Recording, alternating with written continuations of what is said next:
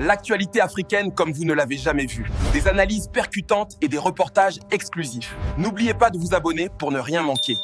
Abonne-toi et active la cloche de notification pour ne rien manquer de l'actualité africaine. Je commencerai volontiers par le projet. L'AES s'appelait au départ Alliance des États du Sahel. Par la suite, les dirigeants éclairés de cette sous-région se sont appelés Confédération de l'Alliance des États du Sahel. Et il est indiqué dans tous les textes statutaires de l'Alliance des États du Sahel qu'elle a vocation à devenir la Fédération du Sahel. Ça sera son étape ultime. Et dans cette forme-là, elle accomplira la plus grande puissance en fait, d'Afrique francophone que l'on puisse avoir. Pour le moment, elle est la plus grande puissance en émergence en Afrique noire. Sur combien de points? Sur 4 points. Le premier point, c'est qu'elle détient la plus grande force unifiée internationale africaine. Elle est passée de 5 000 à 7 000 hommes. À bientôt 10-15 000 hommes. On annonce là 15 000 hommes. Donc c'est la plus grande force unifiée endogène africaine aujourd'hui opérationnelle sur le continent. Deuxième territoire, eh bien l'économie. La banque d'investissement de l'AES est en plein fonctionnement. Elle est capable maintenant de payer sur fonds propres, de payer par elle-même, sans même nécessairement passer par le franc des colonies françaises d'Afrique. Troisième chantier, le chantier diplomatique. La réunion qui vient de se tenir, la réunion de haut niveau qui vient de se tenir ici à Lomé et à laquelle j'ai eu l'honneur de participer à l'invitation des plus hautes autorités de la République togolaise, à la tête desquelles son Excellence, le président du Conseil, Faure Sozemna Gnassingbé, cette réunion consacre la reconnaissance internationale, interorganisationnelle, la reconnaissance institutionnelle de l'Alliance des États du Sahel comme celle avec laquelle on doit discuter de ce qui va se passer dans le Sahel central. Enfin, il y a une quatrième dimension, c'est que l'Alliance des États du Sahel galvanise le continent. Les événements qui se déroulent dans cet espace politique particulier ont une portée littéralement thérapeutique, une portée spirituelle. Le redressement, la verticalisation des Africains sont en cours. Donc, nous sommes convaincus que la dynamique qui a été prise dans l'AES est celle qui embrasera et élèvera le continent tout entier. Il n'y a aucun doute là-dessus. Je voudrais rapporter pour finir une petite anecdote sur la réunion qui s'est déroulée hier. Cette réunion s'est tenue pendant toute la journée, de 9h pratiquement jusqu'à 14h, avant le déjeuner qui a été offert par les autorités togolaises.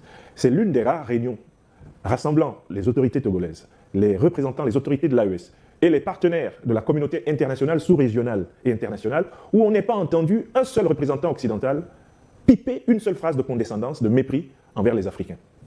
À Lomé, capitale de la médiation, le respect des Africains s'impose parce que les Africains se rassemblent et trouvent des solutions endogènes à leurs problèmes. Et ça, c'est une avancée notoire. Nous espérons qu'elle sera exemplaire dans toutes les autres régions de ce continent qui a besoin de se réveiller et de s'éveiller. Un débat de haut niveau. Soyez les bienvenus sur notre chaîne YouTube. J'espère que vous allez super bien. Le professeur des preuves et l'ancien ambassadeur. Je vous laisse regarder cette masterclass, une émission que vous devez regarder début jusqu'à la fin. C'est un combat que vous menez depuis plusieurs années, le respect de l'Afrique. Vous avez pris beaucoup de risques avec les conséquences qu'on connaît. Quand vous voyez ces résultats aujourd'hui, bon, le début des résultats, vous prenez du petit lait ou vous dites encore il y a du chemin à faire? Ce n'est pas du petit lait, je bois tout le lait de la fermière. Vous savez, nous sommes, moi j'ai 54 ans cette année, nous sommes une génération qui a vécu une bonne partie de sa vie dans des espaces qui étaient encore dominés par le néocolonialisme français. Et qui a, en très bonne partie, été empêché d'exprimer ses aspirations et son génie, son talent, dans son propre espace natal. L'Alliance des États du Sahel, en fait, est la consécration de toutes les luttes que nous menons partout pour être heureux chez nous, libres chez nous, dignes et souverains chez nous. Moi qui ai vécu 25 années en Europe, je me souviendrai toujours d'une objection que les Occidentaux nous font et qui est imparable. Quand nous nous plaignons, et moi, je suis une victime spéciale de la persécution de la France-Afrique, du néocolonialisme français en particulier, du régime du président Macron. Quand nous nous plaignons là-bas, de la manière dont on nous traite, parce que nous appelons à déloger toutes les troupes néocolonialistes, à supprimer le franc CFA, à arrêter de s'ingérer dans nos affaires politiques, à laisser les Africains créer des systèmes politiques inspirés de leur propre tradition, arrêter cette histoire de chantage à la démocratie, aux droits de l'homme, alors que nous sommes la première civilisation du monde. Vous savez ce qu'ils nous disent souvent? Ils nous disent vous avez de la chance de nous critiquer, de nous parler comme ça ici en Europe, parce que si c'était dans votre pays, vous ne seriez plus vivants. Donc l'Alliance des États du Sahel représente la possibilité pour nous tous de revivre pleinement dans notre continent en confiance, parce que les institutions font ce que nous voulons. Voilà pourquoi ce n'est pas simplement en fait une thérapie personnelle que ces victoires politiques, diplomatiques, militaires, sécuritaires et économiques qui sont en train d'être remportées, c'est aussi en réalité la matérialisation des aspirations de notre combat. Ouais. Ça veut dire que sur le plan symbolique et même institutionnel, les fondations de l'AES sont-elles assez solides pour résister aux tentatives de déstabilisation interne et externe que subissent régulièrement ces trois pays? Les tentatives de déstabilisation, elles sont permanentes, elles sont quotidiennes. Et on les connaît maintenant. Je crois que les gens de l'AES ont les yeux ouverts. Ils savent qui est leur allié, ils savent qui est leur ennemi.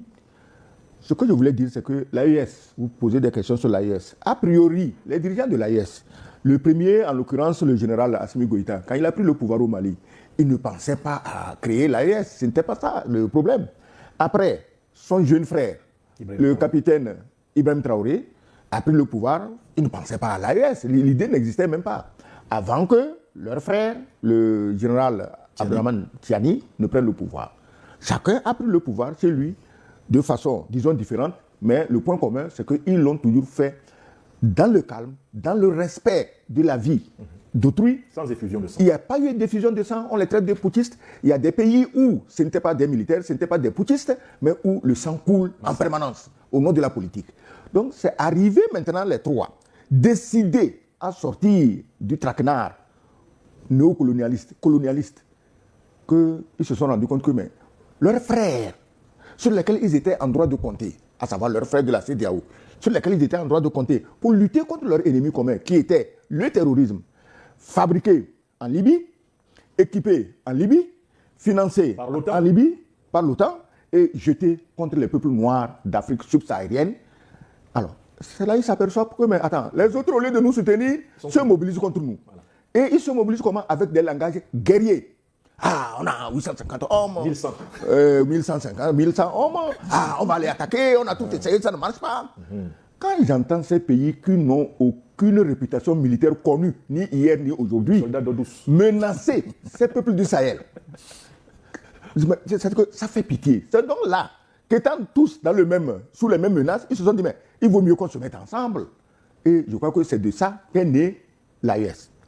Maintenant, vous demandez si c'est bien parti. En Afrique, il n'y a rien qui soit aussi bien parti que l'AES. Toutes les autres réunions, associations, sont en voie de disparition.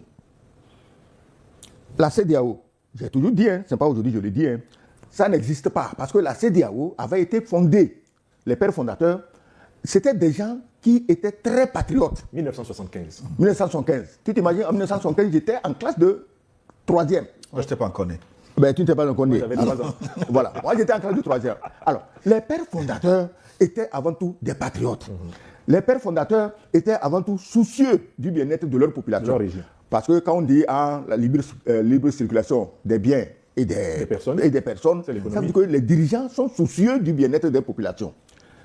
Et tous, comme par hasard, mais c'était des militaires. Qui avaient pris le pouvoir par coup d'État. Aujourd'hui, des démocraties préfabriquées, inconsistantes, impopulaires, creuses, violentes, toujours prêtes à emprisonner à tour de bras. C'est ces gens-là qui sortent aujourd'hui, ils disent que, putschistes, militaires, mais ils n'ont tué personne à part vos terroristes. Et leur droit, leur premier devoir, c'est justement de tuer les terroristes. Mais comme vous, les terroristes, vos frères, vous trouvez qu'ils sont méchants. Ok, ça fait votre affaire. C'est vous qui les menacez de guerre. Jusqu'à nouvel avis, l'AES n'a jamais proféré de menaces contre aucun pays, ni de la sous-région, ni d'ailleurs. Donc l'AES est le noyau d'une nouvelle Afrique qui part. Les gens en sont conscients. Ce n'est pas pour rien qu'ils s'investissent à tout va pour attaquer et détruire ce noyau. Mais ils ne pourront pas. Parce que la politique du chantage, des menaces permanentes. On va faire coup d'État, on va fermer les frontières, on va fermer les ports, on va faire ceci.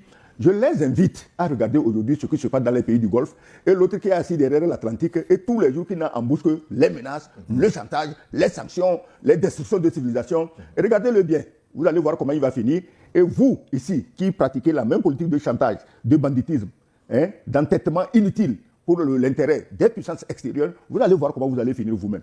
Donc, l'AES, il y a ce qui est de plus sûr qui avance aujourd'hui. Vous êtes très sûr de ce que vous dites. Moi, je pose la question de la durabilité. Pardon, Gilles. Oui.